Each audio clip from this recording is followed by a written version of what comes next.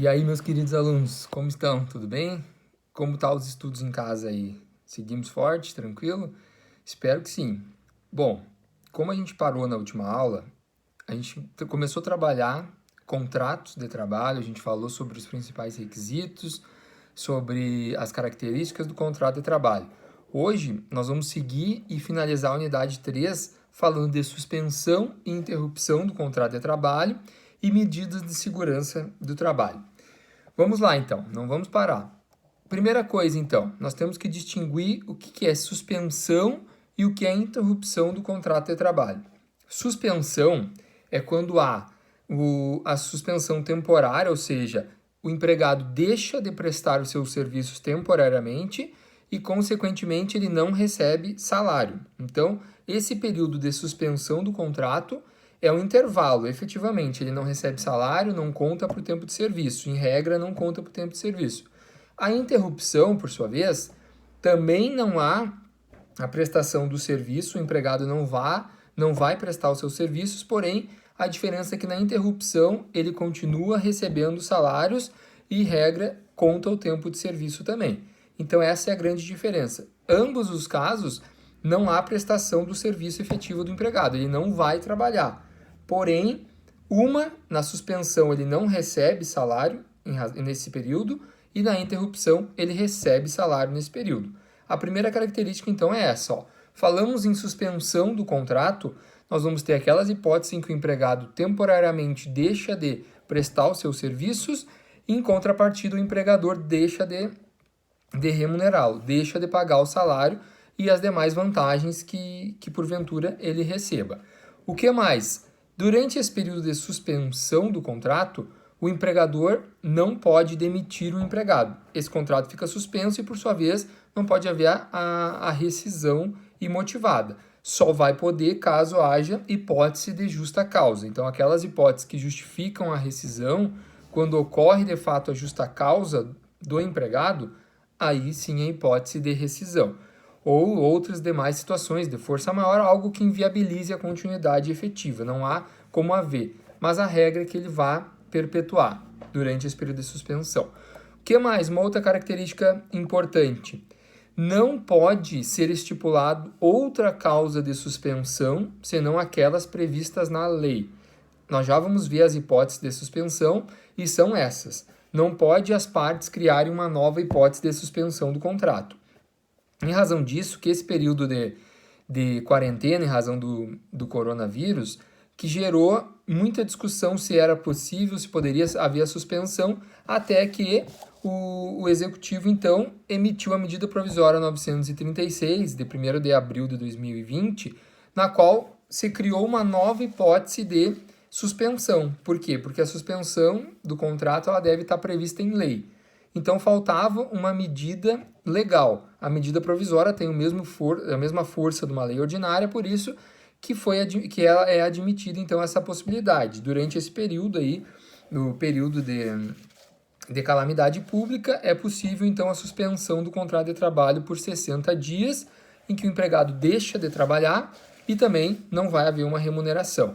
Aí tem algumas previsões na medida, em razão do porte da empresa, conforme o faturamento, que há necessidade de uma remuneração parcial. E também foi previsto nessa medida a possibilidade de redução proporcional da jornada e, consequentemente, da remuneração, né? Em 25%, 50% e 70% da jornada e proporcionalmente da remuneração. Certo? Mas o que eu quero dizer para vocês é que as causas de suspensão, somente as previstas na lei. Então, se não há previsão legal, não pode se criar uma nova. Por isso que eu referi para vocês essa hipótese da medida provisória, excepcionalmente no caso da calamidade pública em razão do Covid-19. Na sequência, nós vamos estudar, então, quais são aquelas hipóteses previstas na lei que vão perpetuar ao longo do tempo. Essa calamidade, esse período de excepcionalidade, vai durar por um período apenas. O que nós precisamos saber daqui para frente são as hipóteses legais, aquelas que estão previstas lá na CLT, que vão perdurar mesmo após a gente passar por esse período. Então, o que mais que nós temos que observar? Somente aquelas hipóteses previstas em lei. O prazo de retomada do serviço é de 30 dias da data que cessou a causa de suspensão. Ou seja, nós vamos ver quais são aquelas hipóteses, mas no momento que encerrou uma das hipóteses de suspensão, o empregado tem 30 dias para se apresentar na empresa, no empregador. Do contrário, o empregador poderia já então imputar uma justa causa por abandono de emprego, na hipótese dele não retornar após cessado esse período de suspensão. Certo? Mas então vamos lá. Quais são as hipóteses de suspensão previstas na lei, previstas na CLT? Vocês vão lá no artigo 472 da CLT, que vai ter uma relação de hipóteses de suspensão, que suspende o contrato de trabalho. Então, não há prestação de serviço e também não haverá a remuneração desse empregado. Primeira delas, serviço militar obrigatório. É aquela situação em que é o efetivo período em que o indivíduo maior de 18 anos vai prestar o serviço militar. Vai lá por 10, 11 meses. Esse período que ele fica afastado prestando serviço militar obrigatório, o contrato fica suspenso. Ele não vai ser remunerado e não vai prestar os seus serviços.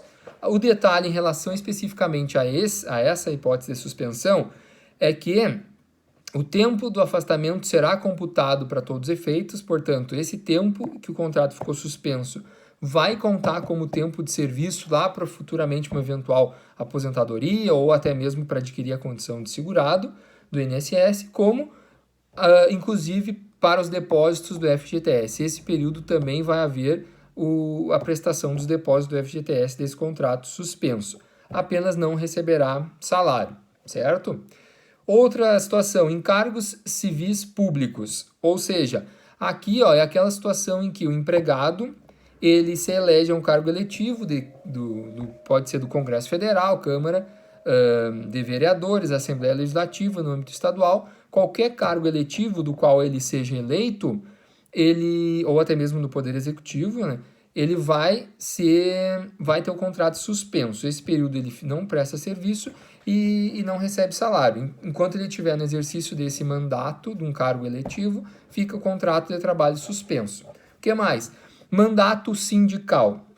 Quando o empregado representa a sua categoria profissional, mas desde que não haja se houver a possibilidade de manutenção e suspensão parcial, ou seja, só vai suspender durante determinado período, quando houver uma reunião, uma assembleia, ok, se é possível adaptar, pode-se permanecer a haver suspensões parciais apenas.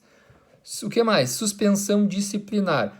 É aquela hipótese em que o empregado praticou uma infração contratual, em alguma das hipóteses em que ele pratica uma falta, porém ela não é grave ao ponto de se estabelecer uma demissão por justa causa. Ele pratica uma infração, ele desrespeita uma das cláusulas contratuais, por exemplo, ele falta ao trabalho reiteradas vezes, ao ponto de, antes de uma demissão por justa causa, aplica-se uma outra penalidade mais branda, que é a suspensão do contrato. Então, uma suspensão disciplinar. Cuidado que essa suspensão não pode durar mais do que 30 dias. Passando de 30 dias, então, entende-se que o contrato foi rescindido, certo? Então, em razão de faltas médias, não são faltas graves a ponto de justificar uma justa causa direta. O que mais? Suspensão para responder inquérito judicial. Isso aí são aquelas hipóteses nas quais os empregados que haviam aquela estabilidade decenal, que hoje não se aplica mais, porém, eventuais casos que ainda existissem, para poder fazer uma demissão desses empregados com estabilidade decenal, que teriam mais de 10 anos já na empresa, teria que haver um inquérito judicial para fazer a sua demissão, e durante esse período, para apurar essa possível causa de justa causa que geraria a demissão, o empregado ficaria afastado de suas atividades com o contrato suspenso. Na prática, é muito difícil ainda verificar esse tipo de situação. O que mais? Diretor eleito DSA. Nós falamos disso na última aula, quando falamos dos cargos de gerência. O diretor de uma SA, ele tem o seu contrato de trabalho suspenso, porque ele chega a se confundir com a própria entidade, com a própria empresa. Então aqui ele fica com o contrato totalmente suspenso, ele não recebe salário, nem tem depósitos de FGTS, nada disso. Fica com o contrato suspenso, porque ele adquire um grau hierárquico na empresa a ponto dele ser praticamente a empresa, é ele que manda na empresa, que toma as decisões relevantes, por isso tem o seu contrato de trabalho suspenso. Hipótese de greve. Aqui, pessoal, nós podemos ter duas situações. Nós podemos ter uma situação de interrupção ou de suspensão do contrato. A interrupção, naquela hipótese em que o empregado ele adere à greve, porém o empregador paga o salário. Daí nós temos uma interrupção. Se nós estivermos falando de uma situação em que há o corte do recebimento dos salários, nós vamos ter a situação de greve, em que o contrato ele é mantido, porém suspenso, porque o empregado não prestou seu serviço e consequentemente, também não recebe salário. Certo? Outra hipótese, essa aqui é bem importante, ó. Auxílio-doença, concessão de auxílio-doença. Aqui, pessoal, nós temos a hipótese que o empregado adoeceu e precisou se afastar. Os primeiros 15 dias de afastamento acarretará a interrupção do contrato, por quê? Porque os primeiros 15 dias são pagos pelo empregador. Superando isso, a partir do 16º dia, em que ele vai encaminhar, então, para receber o auxílio-doença junto ao INSS, esse período que ele fica recebendo o auxílio-doença, do 16º dia até ele ter a alta, a cessação lá do benefício previdenciário, o contrato fica suspenso. Ele não trabalha e não recebe salário. A remuneração que ele vai ter durante esse período é pago pelo INSS e não pelo empregador. Então, olha só, aqui tem um detalhe, auxílio-doença, o afastamento por uma doença do empregado. A partir do 16º dia, nós vamos falar de suspensão do contrato. Os primeiros 15, aí a hipótese de interrupção, porque ele não trabalha, porém ele recebe por esses dias. Certo? Eu destaquei no material que enviei para vocês um detalhe aqui, ó. Como que eu comprovo essa enfermidade? Detalhe, o atestado, a empresa havendo médico próprio do empregador ou credenciado do empregador, é esse médico que vai ter que atestar esse afastamento, essa incapacidade temporária do empregado. Não havendo isso, nós buscamos, então, médicos vinculados ao Sistema Único de Saúde ou SESC, SESI, essas entidades sem fins lucrativos. Para não havendo essa hipótese, só então o empregador é obrigado a aceitar um atestado médico de um médico particular apresentado pelo empregado, de confiança do empregado. A regra, então, havendo o médico da empresa, é ele que tem que atestar essa incapacidade temporária. Outra situação de suspensão, aposentadoria por invalidez. Vocês devem se perguntar, mas a aposentadoria, professor, ela suspende o contrato, não encerra o vínculo? Não, porque a aposentadoria por invalidez ela não é permanente, ela é temporária. A aposentadoria por invalidez ela vai durar enquanto durar a incapacidade absoluta. Se por acaso esse indivíduo ele tenha uma melhora e ele volte à vida ativa, ele possa prestar uma atividade econômica, cessa a aposentadoria por invalidez, ela é temporária. Aí a empresa ainda estando ativa, ele tem direito a retornar àquela entidade. Então, porque o contrato dele ficou apenas suspenso, não há uma rescisão contratual quando concede aposentadoria por invalidez, certo? A aposentadoria por invalidez é aquela situação em que há uma incapacidade absoluta para o trabalho, ele não pode trabalhar em nenhuma outra função, certo? Outra hipótese também bem usual, licença maternidade. Licença maternidade, então, ela vai se dar por 120 dias. O período, então, em que a gestante e mãe, ela usufrui desse período de licença maternidade, o contrato dela fica suspenso, porque ela não presta um serviço, ela não presta esse trabalho, porém ela recebe. Mas e aí, como que é feito isso? Quem paga a licença maternidade? Nesse caso, é uma questão peculiar, porque quem efetivamente vai pagar é o empregador, porém, ele tem direito a compensar o valor pago nas contribuições previdenciárias da sua folha de salário. Então, ele paga, mas na verdade ele se beneficia. Então, indiretamente, é o próprio sistema previdenciário que está pagando, esse previdenciário assistencial que está pagando a licença maternidade, já que o empregador ele paga, porém, ele pode compensar ele vai compensar quando recolher as contribuições previdenciárias da sua folha de salário, dos demais empregados, certo? Quais outras peculiaridades eu coloquei aqui no material para vocês? Situações em que crianças acometidas de alguma sequela neurológica ali, foi um acréscimo em 2016, em razão de várias situações ali envolvendo doenças que acometeram grande parte da população naquela época, em que se ampliou um pouco para 180 dias, caso a criança, então, tenha nascido com algum problema neurológico, certo? O que mais? O período de repouso pode aumentar em 2 semanas, havendo necessidade médica, atestado por médico, e também essa licença ela vai ser válida para o nascimento, então o parto, e também a adoção. A adoção, tanto de criança, independente da idade, criança e adolescente, vai ter direito a uma licença maternidade, que é o período do qual esse menor vai se adaptar àquele ambiente. E outro detalhe, acidente de trabalho, da mesma forma, a partir do 16º dia em que o empregado passa a receber auxílio doença acidentário, ou seja, quando o INSS assume o pagamento dessa remuneração, ele tem direito, então, ele vai ter direito a essa suspensão do contrato. Enquanto ele ficar afastado em razão do acidente de trabalho, ele vai ter o contrato suspenso.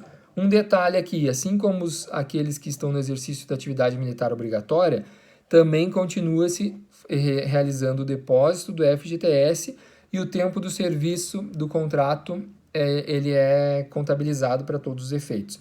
Então, o indivíduo sofreu um acidente de trabalho, necessitou o seu afastamento por mais de 16 dias, mais de 15 dias, a partir do 16º, quem passa a remunerá-lo é o INSS, porém o contrato fica suspenso. Ele não presta serviço, o empregador não paga salário, porém o empregador deve recolher o FGTS, e o tempo de afastamento, esse período de suspensão, ele vai ser válido para a contagem do tempo de serviço, ou seja, para fins de aposentadoria, para fins de carência também. Lembrando que o acidente de trabalho para concessão do auxílio doença acidentário, nós vamos falar isso mais adiante, não exige carência, ele não precisa ter um período mínimo na condição de segurado do INSS. Certo? Quais são as últimas? Suspensão para curso. É possível, então, ao período de 2 a 5 meses, o empregador vai lá e paga um curso para o empregado realizar. O seu empregado, então, vai realizar um curso de aperfeiçoamento e ele é custeado pelo empregador. Nesse período, então, ele não recebe salário e não presta os seus serviços. Nesse caso, o detalhe é que o contrato não poderá ser suspenso mais de uma vez a cada 16 meses por esse motivo. Então, o empregador não pode querer a cada 6 meses fornecer um curso para o empregado para que ele não precise pagar o salário. Não pode. Somente pode haver caso de suspensão em razão de curso a cada 16 meses, certo? O que mais? Faltas injustificadas, aquela situação em que o empregado não foi trabalhar e não apresentou nenhuma justificativa. Ao empregador é cabível o desconto desse dia. Então, entende-se que o fato de ele ter descontado esse dia de trabalho se assemelha a uma suspensão temporária do contrato. Ele faltou 2 dias.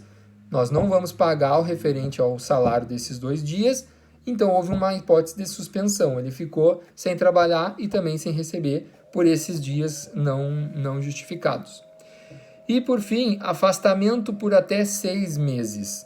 Essa hipótese aí também foi acrescentada posteriormente, em 2006, que se dá em razão daquelas situações em que a mulher vítima de violência doméstica precisa ter o afastamento do lar, da qual ela é retirada daquele ambiente em que o agressor pode gerar algum risco para a saúde dela, e ela é levada para locais desconhecidos, na qual ela tem uma proteção, uma segurança maior. Ela pode ficar 6 meses afastada do trabalho, ela não vai receber remuneração, porém o seu contrato de trabalho permanece vigente, somente suspenso por esse período, quando há essa justificativa. Certo?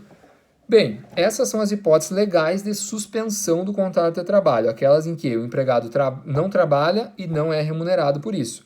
Agora nós vamos ver as hipóteses de interrupção. Interrupção é aquelas em que o empregado deixa de prestar o serviço, porém continua recebendo a totalidade ou parcialmente o seu salário. Então aqui é diferente, aqui ele não trabalha, mas ele é remunerado esse período de afastamento. O contrato permanece em vigor, porém algumas cláusulas paralisadas, por exemplo, a cláusula que fixa a prestação do serviço, o que ele vai fazer, quantas horas ele vai fazer, ficam interrompidas. O tempo de serviço é contado para todos os efeitos da mesma forma, então, diferente, aliás, da suspensão, que não conta, a regra é não contar, exceto aquelas hipóteses de acidente de trabalho e o afastamento para prestação de serviço militar obrigatório, em que o tempo é contado.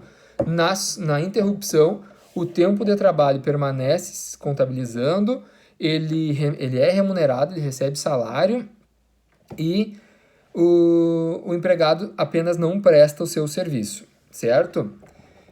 O que mais nós temos que observar? Contrato a termo. Contrato a termo é aquele contrato por prazo determinado. O seu prazo final não se prorroga, ou seja, digamos que durante um contrato por prazo determinado, antes de se encerrar, ocorre uma situação de interrupção do contrato. O contrato fica interrompido, porém, ele não prorroga-se por prazo indeterminado, não é o elemento de prorrogação. Apenas interrompe aquele período, não vai contabilizar esse tempo na contagem do tempo do contrato por prazo determinado.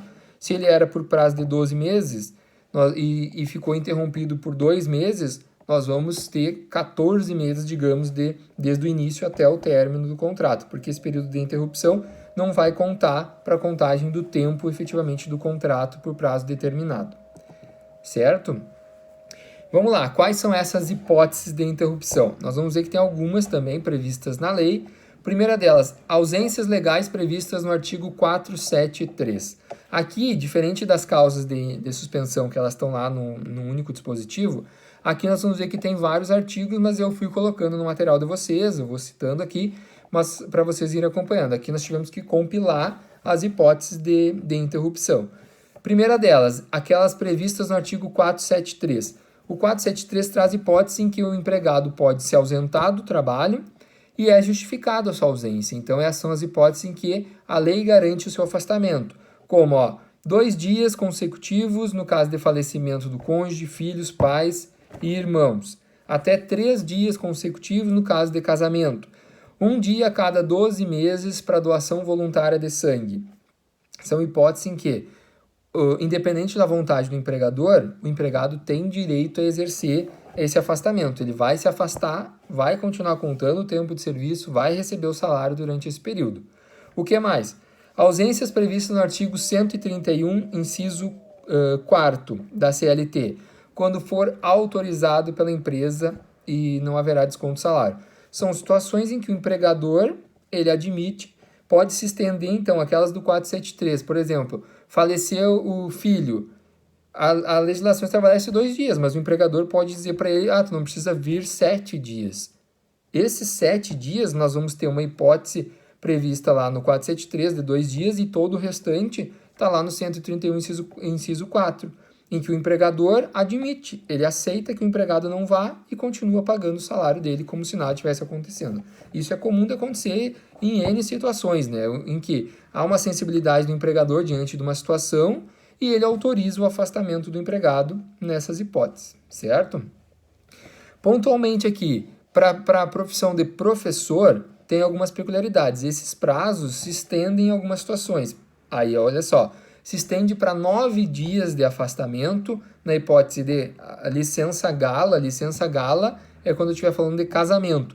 E licença luto no falecimento do cônjuge, pais ou filhos. Então, aqui no caso do professor, ele pode se estender, então, para 9 dias, em razão da licença gala e licença luto, certo? Outras hipóteses, 2 semanas em caso de aborto. Então, aborto que não seja criminoso. Então, a empregada que sofre um aborto, ela tem direito a ficar 2 semanas afastadas. Aqui vão ter alguns autores que entendem que, dependendo da situação do aborto, estando lá no término do parto, já próximo ao parto, e que, infelizmente, o feto venha a falecer, que esse deveria se estender por mais tempo em razão da necessidade da própria mulher, uma questão física. Então, aqui há umas uma possível sensibilidade aqui de haver uma extensão, mas o que a lei prevê são apenas 2 semanas no caso de aborto, desde que o aborto não seja criminoso. Domingos e feriados são hipóteses de interrupção, porque o empregado não vai trabalhar. No descanso semanal remunerado, ele tem direito, então, a receber o seu salário proporcional durante esse período que não trabalha. Representantes dos empregados na comissão de conciliação prévia. Aquelas situações em que envolvendo representantes dos empregados em discussão sindical para celebrar um acordo, uma convenção coletiva, em que o empregado fica afastado durante esse período de conciliação, ele também tem o seu contrato interrompido, ele recebe salário, porém ele não trabalha. Aviso prévio indenizado. Então aqui é aquela situação em que o empregador vai dispensar o empregado e ele comunica da dispensa e concede um aviso prévio indenizado. O empregado não precisa ir, porém esse tempo é contabilizado para fins de tempo de serviço e também é remunerado através de uma indenizadamente. Quando o empregado é arrolado como testemunha ou parte numa ação judicial, qualquer afastamento em razão de processo judicial, seja para ser testemunha ou seja parte, ele tem direito ao afastamento. O judiciário fornece uma certidão comprovando seu comparecimento na audiência e ele justifica então a sua ausência, não pode ter descontado da sua remuneração. O acidente de trabalho nos primeiros 15 dias. Como eu falei, a partir do 16º é caso de suspensão. Até o 15º, os primeiros 15 dias de afastamento, quem remunera é o empregador. Então, é hipótese de interrupção. O empregado não trabalha, porém é remunerado. Doenças nos primeiros... doenças no material de vocês, acidente de trabalho nos primeiros 15 dias, a mesma situação. Seja uma doença, seja por razão de acidente de trabalho, os primeiros 15 dias vão ser pagos pelo empregador e o empregado não precisa trabalhar.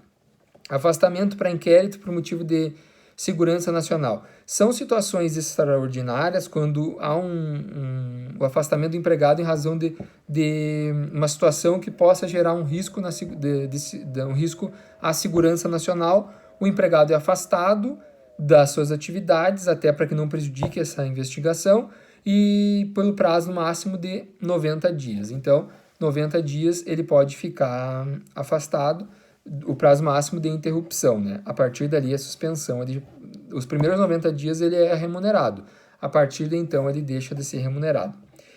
Comparecimento à sessão do júri, então se assemelha àquela hipótese de testemunha ou parte numa ação judicial, aqui é o tribunal do júri. O tribunal do júri às vezes duram dias, durante todo esse período que perdurar o tribunal do júri, no qual o empregado é arrolado, convocado como jurado, permanece, então, o seu contrato interrompido, recebendo salário, contando o tempo de serviço. Trabalho em eleições, quando ele é convocado para trabalhar em eleições como mesário, como presidente de sessão, hipótese em que o contrato de trabalho é interrompido porque continua válido e continua recebendo salário por esses dias. Todos os afastamentos em decorrência disso, seja durante o pleito ou antes, quando vai fazer os treinamentos. E situações de força maior. Aqui, situações excepcionais em que o empregado, situações que fogem à alçada do empregado, do empregador, em que ele necessitou suspender as atividades, nesse caso também. O empregado fica sem trabalhar, mas é remunerado. Outra hipótese, situações em que a falência é convertida em recuperação judicial, ou seja, foi decretada a falência, suspendeu as atividades dos empregados, porém, durante o processo, converte-se o pedido de falência em recuperação judicial, ou seja, a empresa volta às suas atividades. Esse período em que o empregado ficou sem trabalhar, da decretação da falência até a conversão em recuperação, passa então a ser um período de interrupção, em que o empregado ele deve ser remunerado, então o empregador vai pagar retroativamente esse período que ele deixou de prestar os seus serviços. Certo? Também, o artigo 6º o parágrafo 6º do artigo 3º da Lei 8.213, que vai falar o quê? A ausência dos representantes dos trabalhadores em atividades decorrentes do Conselho Nacional da Previdência Social. Quando os representantes dos empregados participam do Conselho Nacional da Previdência, eles vão ser remunerados durante o período de afastamento e vão receber e não vão prestar os seus serviços. São remunerados, porém não prestam os serviços. E, por fim, interdição do estabelecimento, artigo 161, parágrafo 6º da CLT. Essa aqui é a hipótese em que, para evitar um risco maior aos empregados, aos próprios clientes, interrompe-se a atividade, interdita-se o estabelecimento temporariamente. Durante esse período de interdição, os empregados deixam de trabalhar, porém eles não vão ser prejudicados, eles continuam recebendo seus salários. Essa foi a hipótese adotada, então, nesse período de quarentena, em razão do Covid-19. Inicialmente, então, até a medida provisória, os contratos estavam interrompidos, porque por razão da interdição do estabelecimento, em que os estabelecimentos comerciais não puderam mais manter abertos, muitos empregados, então, tiveram seu contrato interrompido. Por quê? Porque eles continuavam sendo remunerados, porém, não mais prestando seus serviços. Certo? Então, essa primeira parte da aula, suspensão e interrupção, a gente venceu. Agora, na nossa próxima aula, no próximo vídeo, eu vou mandar para vocês, nós vamos tratar sobre segurança e higiene do trabalho, certo? Até logo. Tchau, tchau.